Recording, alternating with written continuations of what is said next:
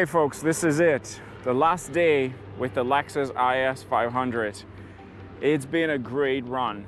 We have had a lot of fun with this thing, but this is it. 185 kilometers an hour. That was good. That was quick. I'm just on my way to drop it off to the new owner. Not sure if he's gonna keep this thing or sell it to someone or trying to make money from me, but it doesn't matter because I'm getting my money back.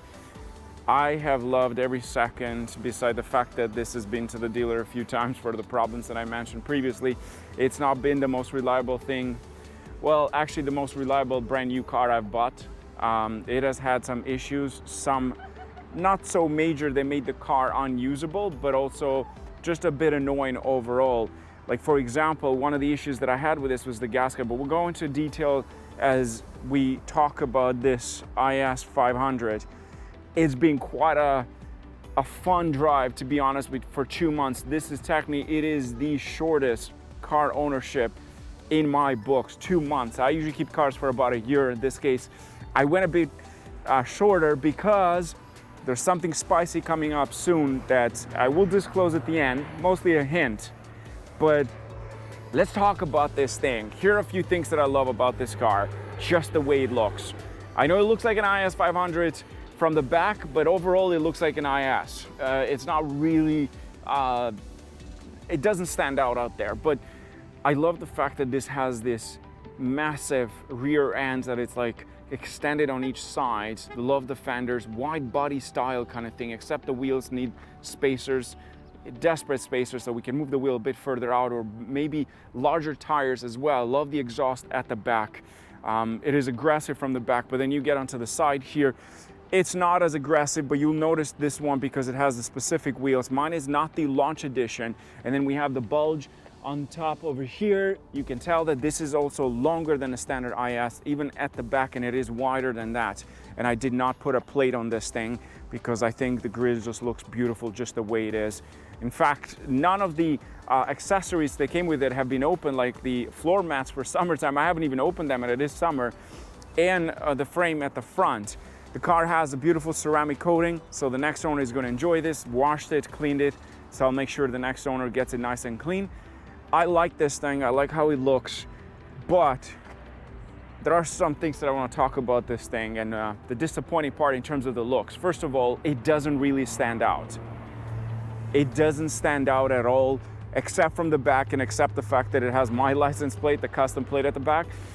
But overall, it doesn't really stand out. In fact, I was at a IKEA furniture store with my lovely wife, and we parked this not too far from a standard IS that had exactly the same color, black.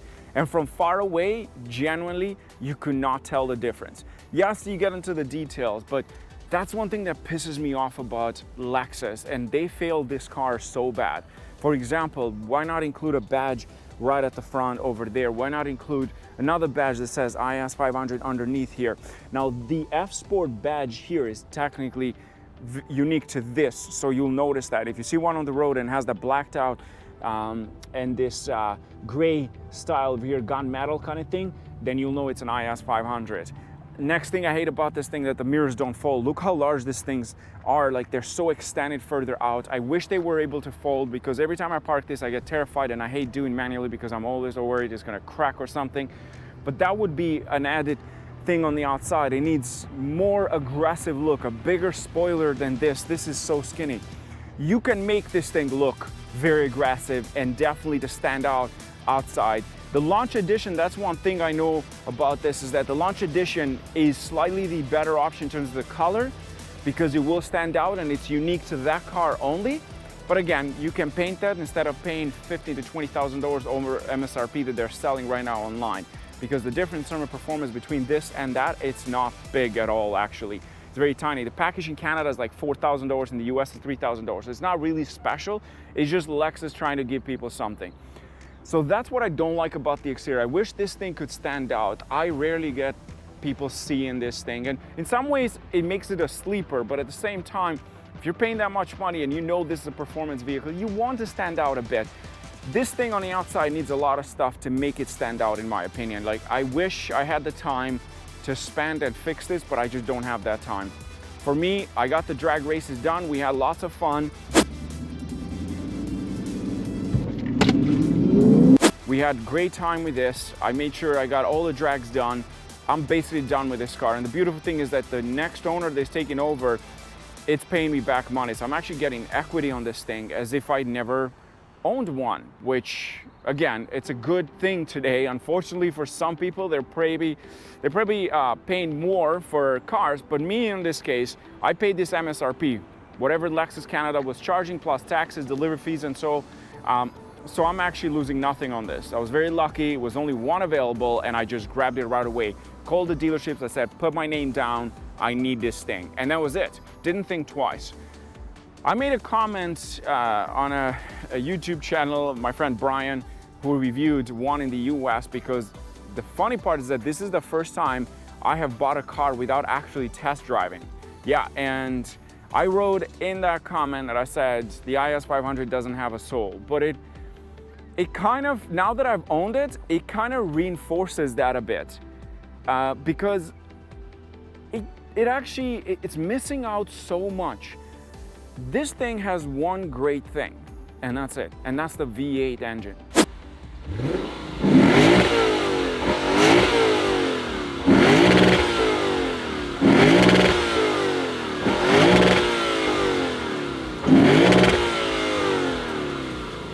Naturally aspirated screams, and I love that, and that's it. Nothing else is special about this car in my opinion. Probably the suspension system, the double wishbone, and whatever. Those are probably the next thing, but the biggest thing about this car is the fact that it uses a naturally aspirated 5-liter making 472 horsepower. It's a rear-wheel drive, and if you watch my drag races, for a rear-wheel drive, this thing hooks. And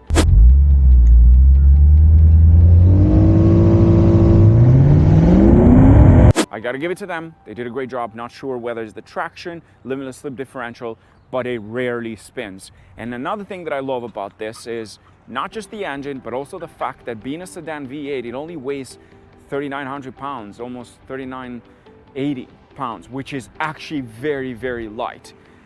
That's what I love about this car. The engine screams. Although it is just technically very much like an IS350, for example, in terms of the color and the look overall, another thing I don't like about this car is the fact that the brakes, like for example, why not paint them in red? So that way they can stand out a bit. They're just in black and they disappear completely. Now, let's talk about the problem that I had with this thing, which kind of like pissed me off a bit, because it happened 200 kilometers after I picked it up. So it has the gasket underneath that connects basically the pipes, the exhaust pipes that connect to the headers all the way through. Those gaskets, basically, from what I've read online from forums, and kind of like the truth has come out, that Lexus, I believe, switched manufacturers of those gaskets because of COVID. And what it basically did is that it changed the size of it, I believe. It is thicker or thinner. And what it does is that it sends all these error codes to the computer thinking that the gasket is leaking, and it throws off the O2 sensors and all that. It's the term that they use is the car is running lean. That's the idea. So what that means is the O2 sensor is triggered by that, and the car throws all these engine codes that make no sense. You think it could be a parking sensor, but it's not. If you go online, there is so many people suffering. In fact, the same dealership that I use for mine, Lexus downtown, and special thanks goes to Nancy, who took care of this thing.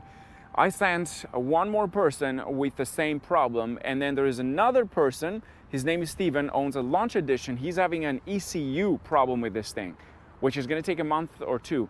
My gasket arrived yesterday, got replaced, the car is back to normal, but funny enough is that the last checkup I did, they basically opened it up, put them back in just to see, and the engine light never came back. So it was clearly an error from Lexus. They didn't install those gaskets well, because it doesn't make sense after they open it, put it back, and then it just goes away. But now it has brand new gaskets, it's under the warranty, which I'm okay. But that's not the reason why I'm selling this, because it's only one time, and I know this thing is gonna be absolutely amazing in the long run, whoever's gonna own this for a long run. But that was it. But I ended up going into the dealership like 6 times overall, And it is not a nice feeling when you have a brand new car with issues. But thankfully, that did not disable the car completely, meaning that I was still able to drive it. I just didn't need to drive it because I had press cars. So I kept it at home most of the time. And then when it went away, we did the drag races and had fun. Car, even though it is drag race, the tires are perfect. There's no stones, there's nothing wrong, no scratches. So the next owner literally is gonna have to rip apart the things that you see here, all the accessories, the mats. I haven't even opened, even the front plate bracket. I love the red interior of this car. That's another thing I bought this. I love red and black, my two favorite colors, which is actually funny because my next car is going to be red exterior, black interior. So it's kind of like swapped at this point. So I'm very excited for that car. I wanted that car since January, but it was never available. Now, let's talk about what do I think overall for the long run. This car is going to do well for owners in terms of long run. It's a great daily car. It is comfortable. I love how comfortable it is. The suspension system, it's made for day to day, but it's not even close to being performant. Changing driving modes doesn't really change that suspension system in my opinion. I never felt that different. Now, let's move on to the interior and let's talk about some of the things here. First of all, as you can see, beautiful red interior. Absolutely love these seats. These seats are the most comfortable I've had in a car, especially after coming from a Focus RS. This thing, it's a joy to drive after that Focus RS, I won't lie. It's a comfortable car. Let's start it up. This shows up the IS500 logo in there. And then you can put it Sport Plus. Let's rev it a bit.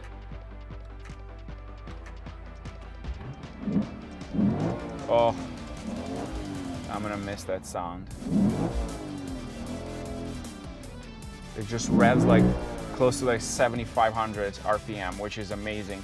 That's the new infotainment display, which I absolutely appreciate from Lexus because the old one was useless. And you have a trackpad as well. You can switch in between touchscreen and so on. Here's a few things that I hate about this car. First of all, the fact that it doesn't have an actual heads-up display. It's an 80 grand car. It should have that, 80,000 Canadian, 65, 70,000 USD. It doesn't have a wireless charging pad. So my phone, it's literally just plugged in here and it takes over one of the cup holders. That makes no sense. It still has a CD player, which is shocking. I appreciate the fact that we have heated seats and ventilated seats. I love that. We have different driving modes in here. This is easy to use. Would be nice to have one here, but it doesn't. Very much like an IS, like even the 2022 model, this exact interior looks the same. And that's the disappointing part too. It's, what is the point of this? If this is a performance car, why not give it a different steering wheel, different shift knob? Like, I know they're trying to save cost on this because the engine costs probably a lot of money to develop, and although this is technically similar to the ISF, it's the same engine codes, they probably did change something like the headers and tune it differently to make more horsepower than the ISF, but it is heavier than the ISF. It doesn't even have a sunroof, and in Canada we don't even get the sunshades in the back that you guys in the US get, which is shocking. I love the cluster. I love how you can switch from different modes and it moves left and right. It's pretty cool. But the car overall, it's outdated completely. From here to here, although they've done some updates in terms of the infotainment display. I love the 360 camera. It's sharp. It's nice to have that, but it came out from the Toyota RAV4, it looks like. This is the problem with this car, is that it doesn't connect well with me as an owner. This car is day to day. It has amazing engine. It sounds incredible. It drives incredible as a day-to-day car, but it doesn't feel performance. And let's take it for a drive and talk a bit more about that. If you want to bring this to the next level, this car needs $35,000 Canadian. I actually sat down and put on paper to get it to where I want it to. Like, for example, better steering wheel, better tuning for the transmission if there's any option, because this 8-speed, it is older than I.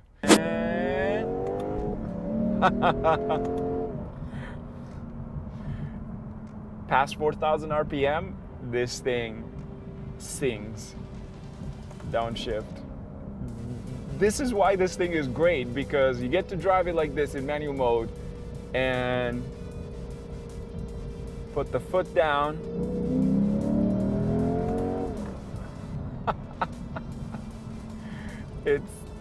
The engine is where this thing wins big. The problem is that it needs better suspension system. It's not stiff. You change it from sport to sport, from normal to sport plus, you get a bit of a high revving, but that's it. Just the throttle reacts slightly better, but other than that, it's not fast, it's not quick shifting. The next car that I'm getting, it's gonna be so much better at shifting, and it is an automatic. So this, in my opinion, just needs so much work in terms of the transmission because it is outdated. It is, I believe it's the ZF or ZF. And it's a great transmission for when it was built, but today with this engine it doesn't work well. If there is a tune option, and I think there is a tune that you can tune the transmission to shift better and faster, react faster to your commands, because there's a delay and there's like, look, there's like a jerk a bit.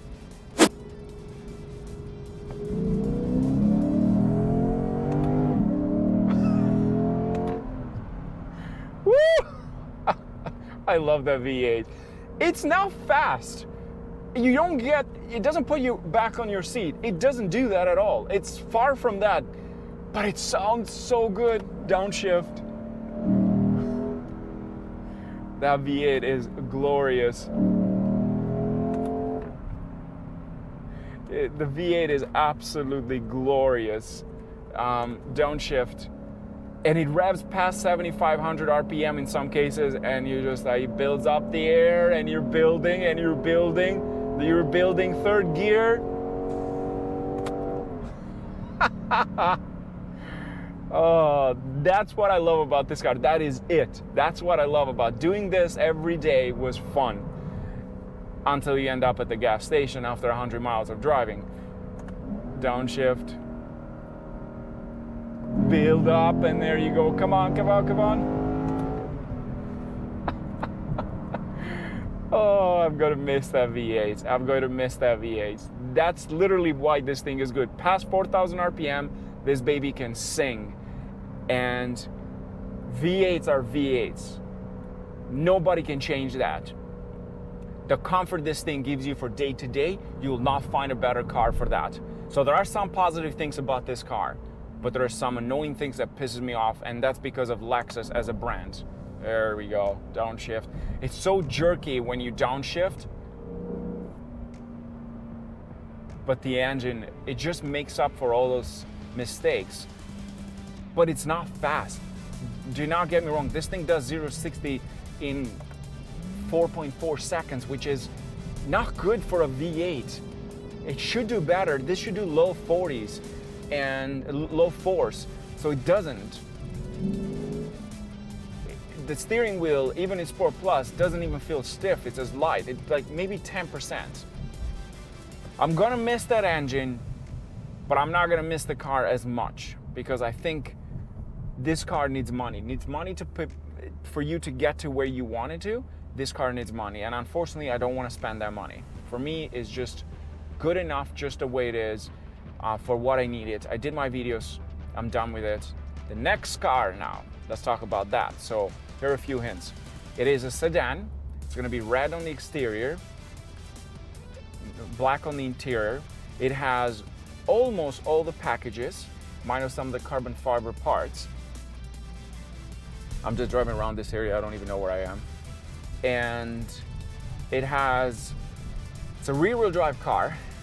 It's going to be a lot of fun. It's automatic transmission, although it does give you a manual transmission as well. No, it doesn't give you a manual transmission option. It sounds a lot better than this. It is almost a second faster than this. And that's all you need to know. Cheers.